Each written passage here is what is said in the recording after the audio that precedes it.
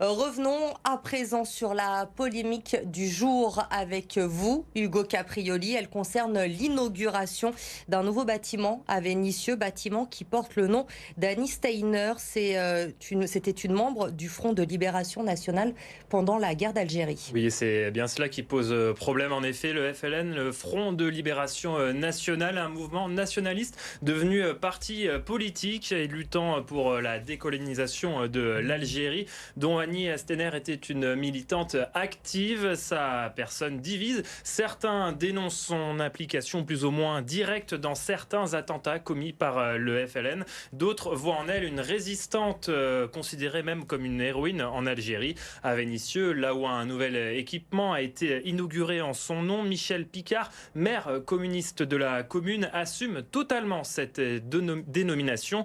Écoutez-la, elle est au micro de Léane Delabrière.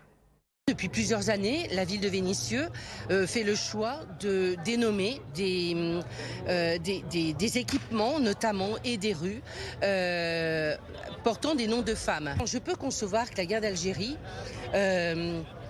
c'est une histoire qui est morcelée de mémoire. Il y a la mémoire des harkis, il y a la mémoire des pieds noirs, il y a la mémoire des engagés français. Il y a la mémoire des combattants du FLN. Et si on veut une mémoire apaisée et une mémoire entière, ni réécrite ni instrumentalisée, il faut montrer toutes ces mémoires-là.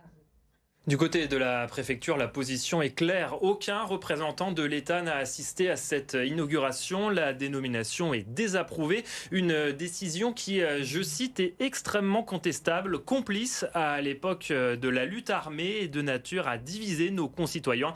Malgré tout, il faut rappeler que la préfecture rappelle que l'État a bien soutenu le projet d'équipement à hauteur de 1,7 million d'euros. Merci Hugo Caprioli pour ces explications.